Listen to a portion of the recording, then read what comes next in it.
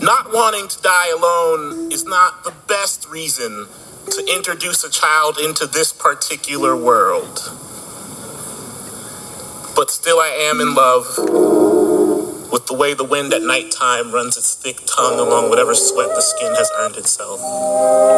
And you do not have to apologize for the things you have thrown yourself into when the sun goes down, my people. For I judge only that which the speakers pour out into the streets. I'm saying that sometimes your country is wherever your name is spoken with the most ease. I'm saying that I have long given up on spelling that which was passed down to me from a holier folk than the ones doing the asking, but yet they still ask how we got here. Like here wasn't built by someone with our daddy's nose, who never got to know what the end of a good work week felt like, and so surely I have earned myself 100 Friday nights, no matter what day is on the calendar.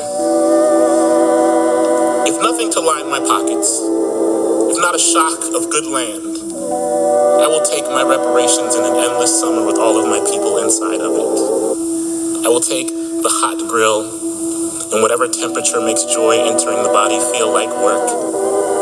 I will take the laughter echoed into the clouds, hanging on the back of a joke we've heard 100 times but still laugh at. I will take the DJ who touches his palm to the record like he is trying to coax a moan from a lover's lips. Give me this, and I will cast my passport into the ocean and lay with you here until let it be known that I will kiss the ground that my people too step on in remembrance of our labor. I have pressed my lips to a rug cut by a stiff heel somewhere after midnight. Give me your hands and we will stop speaking of time as it is now. I am doing away with all of that which does not serve me. I show up late to any place where people clap on the 1 and the 3. Having good rhythm is a type of revenge. The kind of thing only time can take from the living. My father taps his feet to some old Motown, and I sit in a corner and silently keep count. I guess children end up making themselves good for something.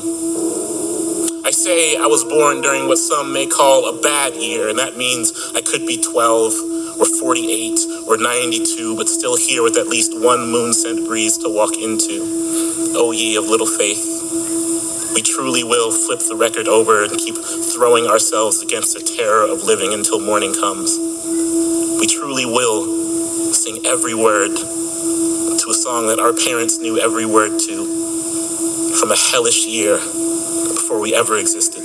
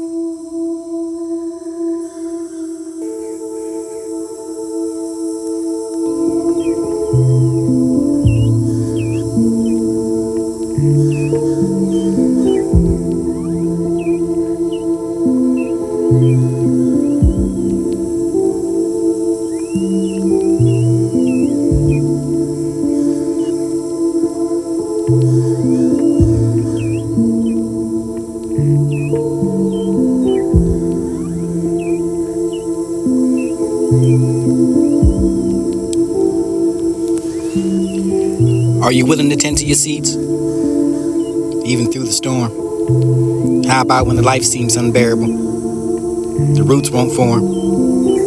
From ash to the dust to the metal to rust, and you're willing to prove that might divine to make your purpose in it without being in a rush. Would you walk cautiously down the path and through the steps of this order?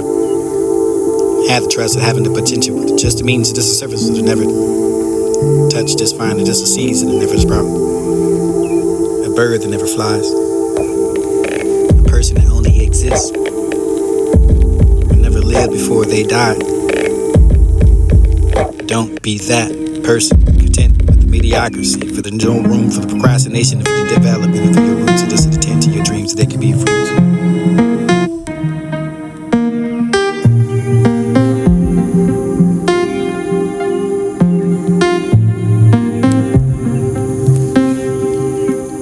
willing to tend to your seeds, even through the storm? How about when the life seems unbearable? The roots won't form.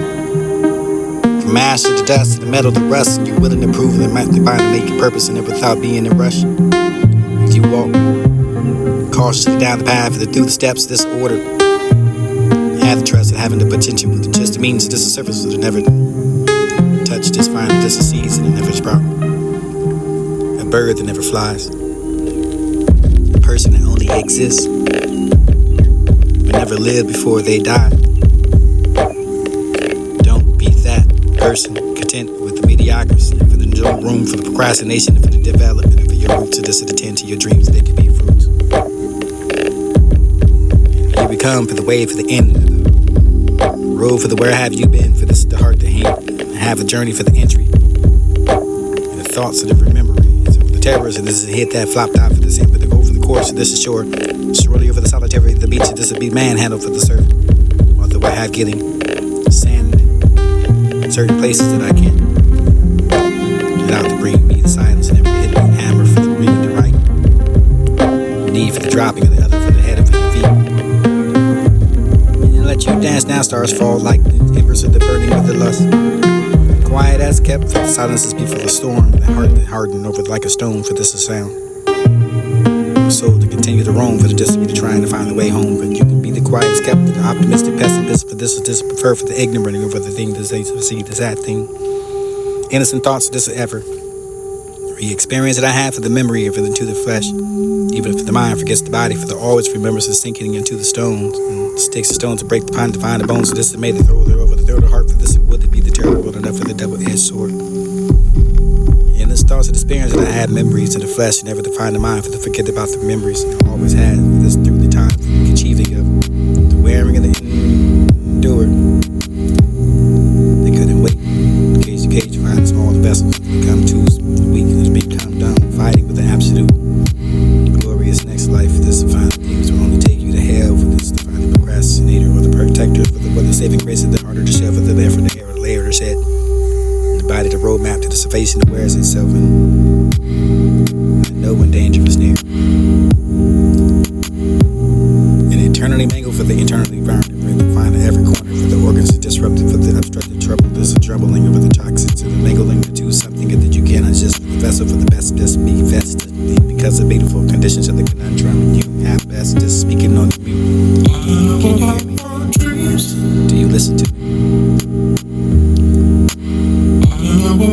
Too many ways that I have to give thanks for.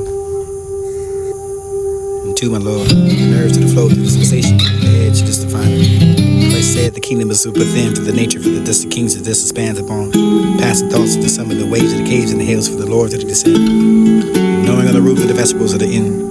I in the sky, for this is always a returning.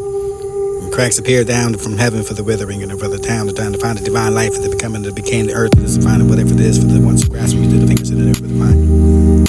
Fluttering in the holy breeze before the whispering, and this will be the disputing and into the small.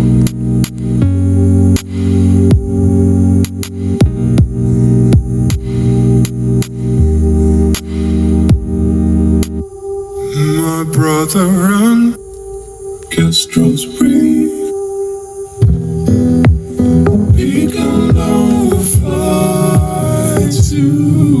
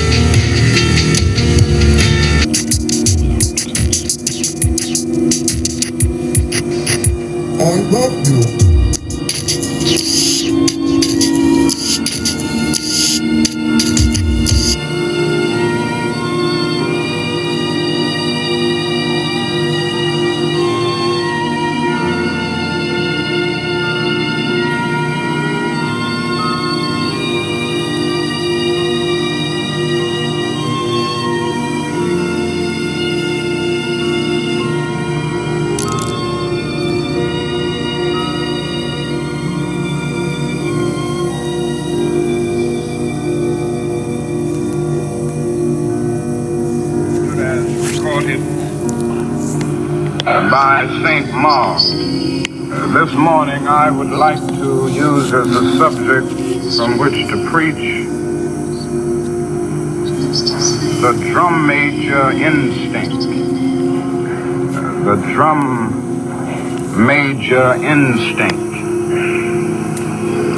And our text for the morning is taken from a very familiar passage in 10th chapter as recorded by St. Mark. Beginning with the 35th verse of that chapter, we read these words. And James and John, the sons of Zebedee, came unto him, saying, Master, we would that thou shouldest do for us whatsoever we shall desire. And he said unto them, What would ye that I should do for you? And they said unto him, Grant unto us that we may set one on thy right hand and the other on thy left hand in thy glory. But Jesus said unto them, Ye know not what ye ask. Can you drink of the cup that I drink of and be baptized with the baptism that I am baptized with? And they said unto him, We can. Jesus said unto them, Ye shall indeed drink of the cup that I drink of, and with the baptism that I am baptized, withal shall ye be baptized. But to sit on my right hand and on my left hand is not mine to give, but it shall be given to them for whom it is prepared. And then Jesus goes on toward the end of that passage to say,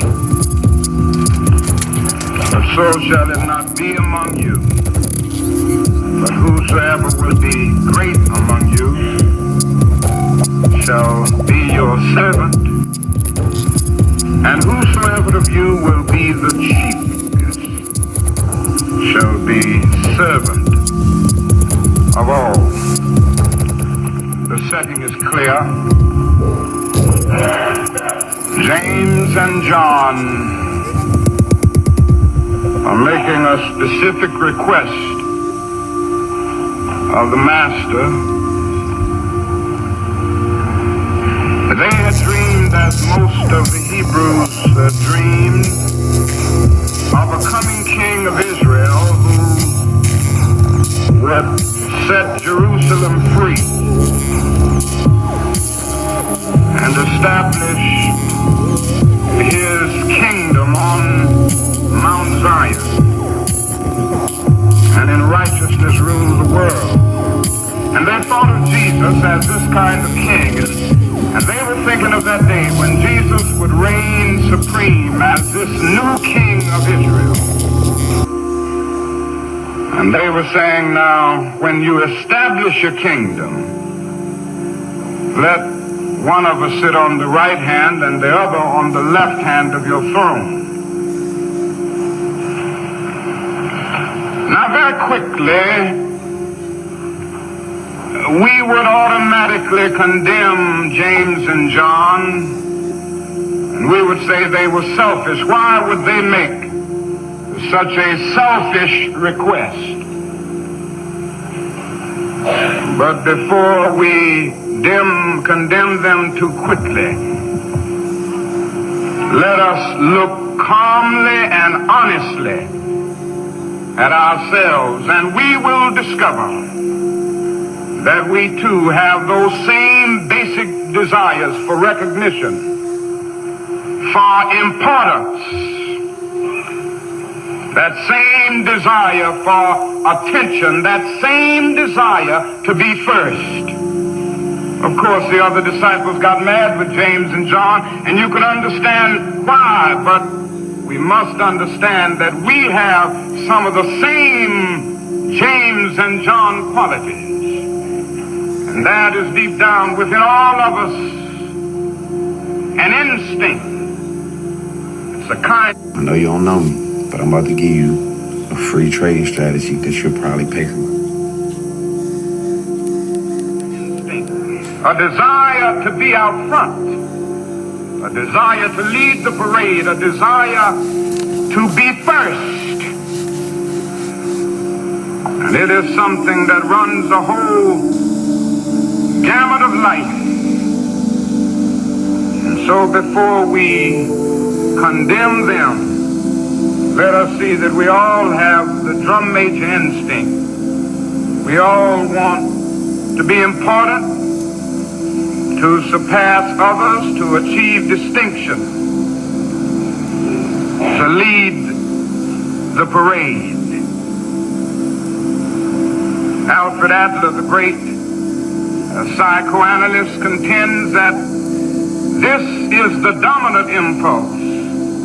Sigmund Freud used to contend that sex was the dominant impulse, and Adler came with a new argument saying that this quest for recognition, this desire for attention, this desire for distinction is the basic impulse, the basic drive of human life, this drum major instinct. And you know, we began early to ask life to put us first. Our first cry as a baby was a bid for attention. And all through childhood, the drum major impulse or instinct is a major obsession. Children ask life to grant them first place. They are a little bundle of ego. They have innately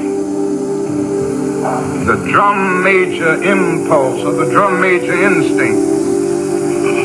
Now, in adult life, we still have it, and we really never get by it. We like to do something good, and you know, we like to be praised for it.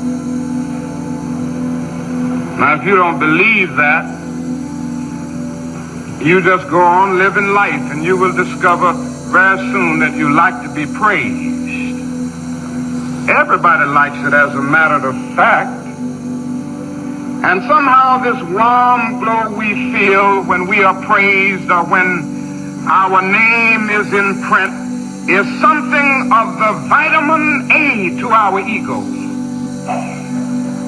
Nobody is unhappy when they are praised, even if they know they don't deserve it, and even if they don't believe it. The only unhappy people about praise is when that praise is going too much towards somebody else. But everybody likes to be praised because of this real drum major instinct. Now, the presence of the drum major instinct is why so many people are joiners. You know, there are some people who just join everything. And it's really a quest for attention and recognition and importance. And they get names that give them that impression. So you get your groups, and they become the grand patron. And the little fellow who is henpecked at home needs a chance to be the most worthy of something. It is the drum major impulse and longing that runs the gamut of human life. And so we see it everywhere, this quest for recognition, and we join things, overjoin really, that we think that we will find that recognition in. The presence of this instinct explains why we are so often taken by advertisers. You know, those gentlemen of massive verbal persuasion. And they have a way of saying things to you that kind of gets you in the bind. In order to be a man of distinction, you must drink this whiskey. In order to make your neighbors envious, you must drive this type of car. In order to be lovely to love, you must wear this kind of lipstick or this kind of perfume. And you know, before you know it, you're just buying that stuff. That's the way the advertisers do it. I got a letter the other day, and it was a magazine coming out, and opened up, Dear Dr. King, as you know, you are on many mailing lists, and you are categorized as highly intelligent, progressive, a lover of the arts and the sciences, and I know you will want to read what I have to say. Of course I did. After you said all of that and explained me so exactly, of course I wanted to read it. But very seriously, it goes through life. The drum major instinct is real. And you know what else had happened or causes happen to happen? It often causes us to live above our means. There's nothing but the drum major instinct. You ever see people buy cars that they can't even begin to buy in terms of their income? You've seen people riding around in Cadillacs and Chrysler who don't earn enough to have a good T Model Ford. But it feeds a repressed ego. You know, economists tell us that your automobile should not cost more than half of your annual income. So if you make an income of $5,000, your car shouldn't cost more than about $2,500. That's just good economics. And if it's a family of two and both members of the family make $10,000, they would have to make out with one car. That would be good economics, although it's often inconvenient. But so often, have you seen people making $5,000 a year and driving a car that costs $6,000, and they wonder why their ends never meet? That's a fact. Now, the economists also say that your house shouldn't cost, if you're buying a house, it shouldn't cost more than twice your income. That's based on the economy and how you would make ends meet. So if you have an income of $5,000, it's kind of difficult in this society, but say it's a family with an income of $10,000, the house shouldn't cost much more than $20,000. Well, I've seen folk making $10,000 living in $40,000 and $50,000 houses. And you know, they just barely make it. They get a check every month somewhere, and they owe all of that out before it comes in. Never have anything to put away for rainy days. But now the problem is, it is the drum major instinct. And you know, you see people over and over again with the drum major instinct taking them over, and they just live their lives trying to outdo the Jones. They got to get this coat because this particular coat is a little better and a little better looking than Mary's coat. And I've got to drive this car because it's something about this car that makes my car a little better than my neighbor's car. I know a man who used to live in a $35,000 house, and other people started building $35,000 houses, so he built a $75,000 house, and then somebody else built a $75,000 house, and he built a $100,000 house, and I don't know where he's going to end up if he's going to live his life trying to keep up with the Joneses. There comes a time that the drum major instinct can become destructive. And that's where I want to move now. I want to move to the point of saying that if this instinct is not harnessed, it becomes a very dangerous, pernicious instinct. For instance, if it isn't harnessed, it causes one's personality to become distorted. I guess that's the most damaging aspect of it, what it does to the personality. If it isn't harnessed, you will end up day in and day out trying to deal with your ego problem by boasting. Have you ever heard people that, you know, and I'm sure you've met them, that really become sickening because they just sit up all the time talking about themselves. And they just boast and boast and boast. And that's a person who has not harnessed the drum major instinct. And then it does other things to the personality. It causes you to lie about who you know sometimes. There are some people who are influence peddlers. And in that attempt to deal with the drum major instinct, they have to try to identify with the so-called big-name people. If you're not careful, they will make you think they know somebody that they don't really know. They know them well. They sip tea with them, and they this and that. That happens to people. And the other thing is that it causes one to engage ultimately in activities that are merely used to get attention. Criminologists tell us that some people are driven to crime because of this drum major instinct. They don't feel that they're getting enough attention through the normal channels of social behavior. And so they turn to antisocial behavior in order to get attention, in order to feel important. So they get that gun, and before they know it, they've robbed the bank. In a quest for recognition, in a quest for importance. And then the final great tragedy of the distorted personality is the fact that when one fails to harness this instinct, he ends up trying to push others down in order to push himself up. And whenever you do that, you engage in some of the most vicious activities. You will spread evil, vicious, lying gossip on people because you're trying to pull them down in order to push yourself up. The great issue of life is to harness the drum major instinct. Now, the other problem is when you don't harness the drum major instinct, this uncontrolled aspect of it is that it leads to snobbish exclusivism. It leads to snobbish exclusivism. Now, you know, this is the danger of social clubs and fraternities. I'm in a fraternity. I'm in 2 or 3. For sororities, and all of these. I'm not talking against them. I'm saying it's the danger.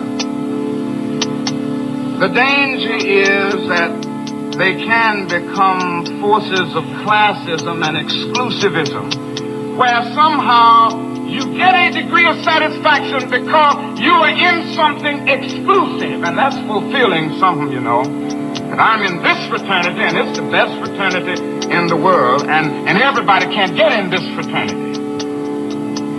So it ends up, you know, a very exclusive kind of thing. And you know, that can happen with the church. I know churches get in that bind sometimes.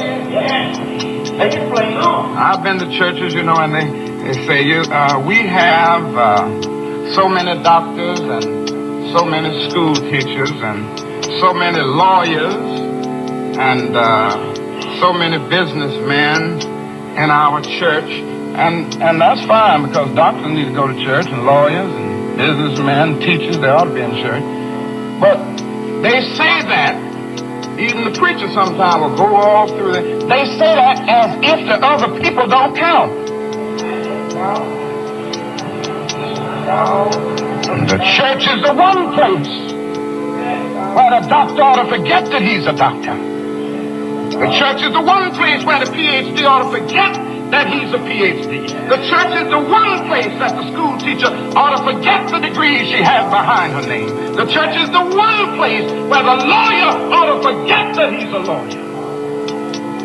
And any church that violates the whosoever will let him come doctrine is a dead courage and nothing but a little show with a bending of religiosity. The church is true to its church. So it will let him come. Whosoever will, let him come. He does not suppose to satisfy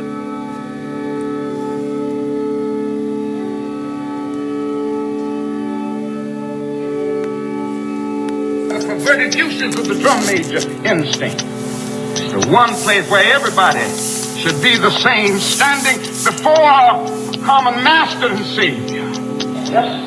A recognition grows out of this that all men are brothers because they're children of a common father. The instinct leads to exclusivist instinct. Lead one deal and can lead one to feel that because he has some training, he's a little better than that person who. And so, God being the charter member means that everybody who's in that has a kind of divinity, a kind of superiority. And think of what has happened in history as a result of this perverted use of the drum major instinct. It's led to the most tragic prejudice, the most tragic expressions of man's inhumanity to man. The other day I was saying, I always try to do a little converting when I'm in jail. And when we were in jail in Birmingham the other day, the white wardens and all enjoyed coming around the cell to talk about the race problem. And they were showing us where we were so wrong demonstrating. And they were showing us where segregation was so right. And they were showing us where intermarriage was so wrong. So I would get to preaching, and we would get to talking calmly because they wanted to talk about it. And then we got down one day to the point, that was the second or third day, to talk about where they lived and how much they were earning. And when those brothers told me what they were earning, I said, now you know what? You ought to be marching with us. You just as poor as Negro. And I said, you are put in the position of supporting your oppressor. Because through prejudice and blindness, you fail to see that the same forces that oppress Negroes in American society oppress poor white people. And all you are living on is the satisfaction of your skin being white and the drum major instinct of thinking that you are somebody big because you're white and you're so poor you can't send your children to school. You ought to be out here marching with every one of us every time we have a march. Now that's a fact. Poor white has been put into this position where through blindness and prejudice he is forced to support his oppressors. And the only thing he has going for him is the false feeling that he's superior because his skin is white and can hardly eat and make his ends meet week in and week out. Now, not only does it stop, and not only does this thing go into the racial struggle, it goes into the struggle between nations. And I would submit to you this morning that what is wrong in the world today is that the nations of the world are engaged in a bitter, colossal contest for supremacy. And if something doesn't happen to stop this trend, I'm sorely afraid that we won't be here to talk about Jesus Christ and about God and about brotherhood too many more years. If somebody doesn't bring an end to this suicidal thrust that we see in the world today, none of us are going to be around because somebody is going to make the mistake through our senseless blunderings of dropping a nuclear bomb somewhere and then another one is going to drop, and don't let anybody fool you. This can happen within a matter of seconds. They have 20 megaton bombs in Russia right now that can destroy a city as big as New York in 3 seconds with everybody wiped away in every building. And we can do the same thing to Russia and China. But this is why we are drifting, and we are drifting there because nations are caught up with the drum major instinct. I must be first. I must be supreme. Our nation must rule the world. I am sad to say that the nation in which we live is the supreme culprit. And I'm going to continue to say it to America because I love this country too much to see the drift that it has taken. God didn't call America to do what she's doing in the world now. God didn't call America to engage in a senseless, unjust war as the war in Vietnam. And we are criminals. Maybe the P word is just my cross to carry. For over 17 years, I really believed that this was that life sentence. Committed more war crimes almost than any nation in the world, and I'm going to continue to say it. And we won't stop it because of our pride and our arrogance as a nation. But God has a way of even putting nations in their place. The God that I worship has a way of saying, don't play with me. Has a way of saying, as the God of the Old Testament used to say, the Hebrews, don't play with me, Israel. Don't play with me, Babylon. Be still and know that I'm God. If you don't stop your reckless course, I'll rise up and break the backbone of your power. That can happen to America. Every now and then I go back and read Gibbon's Decline and Fall of the Roman Empire. And when I come and look at America, I say to myself, the parallels are frightening. We have perverted the drum major instinct. But let me rush on to my conclusion because I want you to see what Jesus was really saying. What was the answer that Jesus gave these men? It's very interesting. One would have thought that Jesus would have condemned them. One would have thought that Jesus would have said, you're out of your place. You're selfish. Why would you raise such a question? That isn't what Jesus did. He did something altogether different. He said in substance, oh, I see. You want to be first? You want to be great? You want to be important? You want to be significant? Well, you ought to be. If you're going to be my disciple, you must be. But he reordered priorities. And he said, yes, don't give up this instinct. It's a good instinct if you use it right.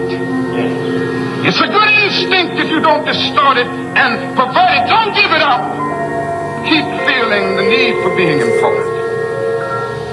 Keep feeling the need for being first. But I want you to be first in love.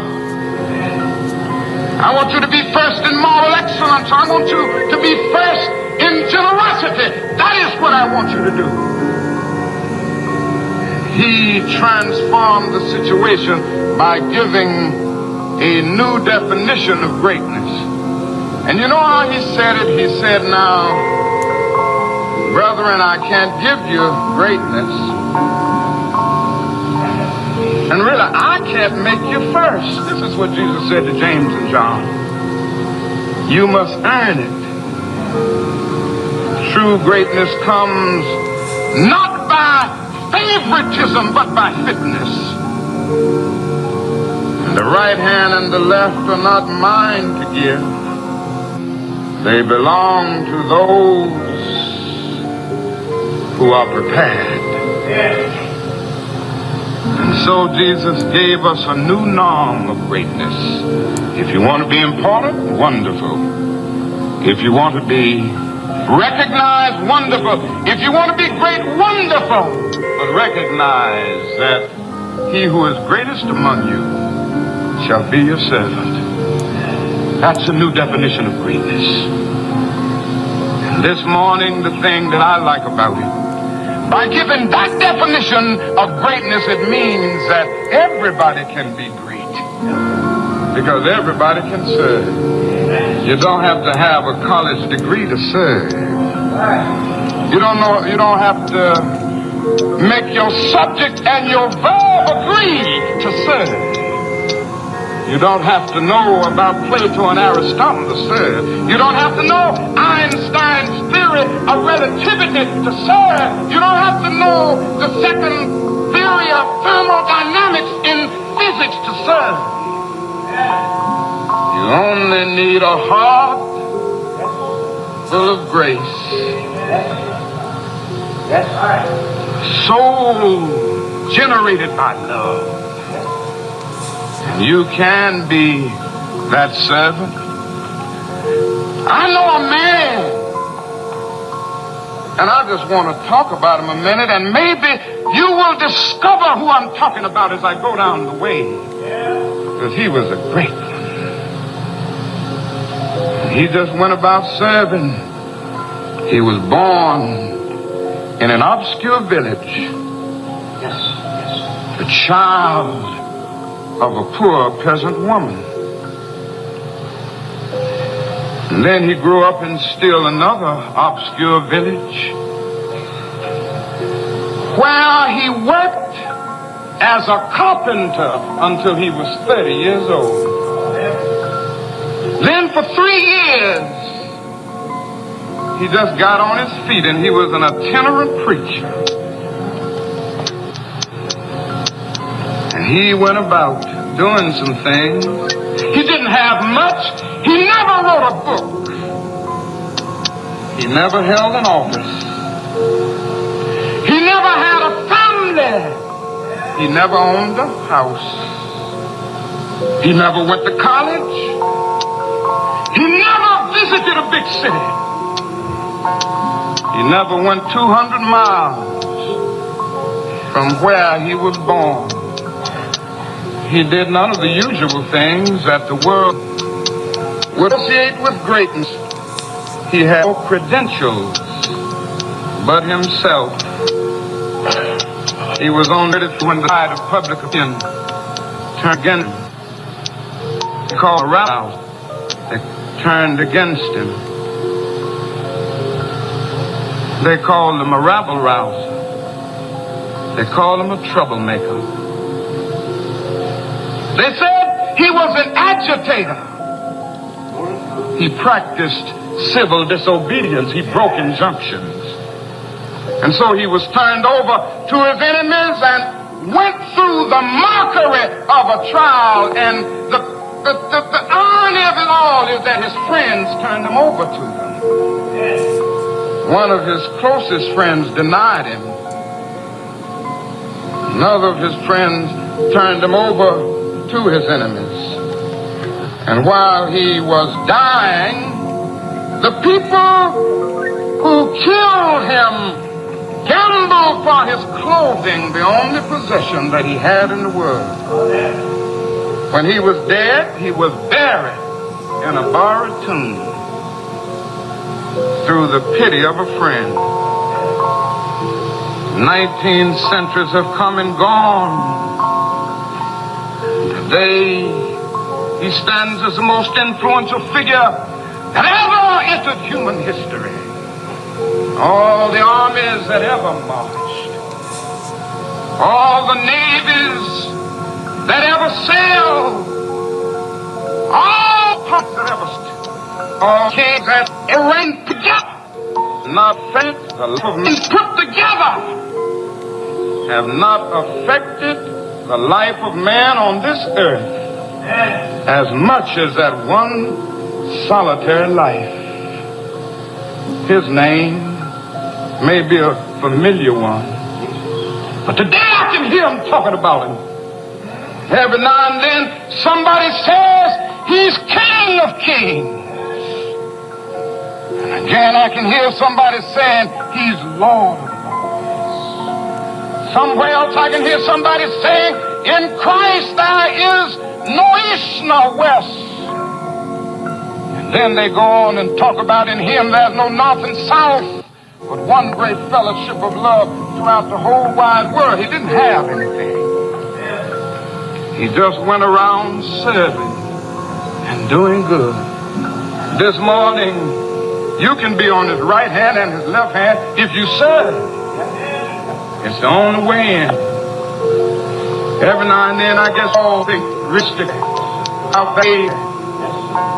about that day when we will be victimized with what is life's final common denominator. That's something we call death. We all think about it, and every now and then I think about my own death, and I think about my own funeral, and I don't think of it in a morbid sense. Every now and then I ask myself, what is it that I would want said? And I leave the word to you this morning. If any of you are around when I have to meet my day, I don't want a long funeral. And if you get somebody to deliver the eulogy, tell them not to talk too much. And every now and then I wonder what I want them to say. Tell them not to mention that I have a Nobel Peace Prize. That isn't important. Tell them not to mention that I have 300 or 400 other awards. That's not important. Tell them not to mention where I went to school. I'd like somebody to mention that day that Martin Luther King Jr. tried to give his life serving others. I'd like for somebody to say that day that Martin Luther King Jr. tried to love somebody. I want you to say that day that I tried to be right on the walkway. I want you to be able to say that day that I did try to feed the hungry. I want you to be able to say that day that I did try in my life to clothe those who were naked. I want you to say on that day that I did try in my life to visit those who were in prison. I want you to say that I tried to love and serve humanity. Yes, if you want to say that I was a drum major, say that I was a drum major for justice. Say that I was a drum major for peace. I was a drum major for righteousness. And all of the other shallow things will not matter. I won't have any money to leave behind.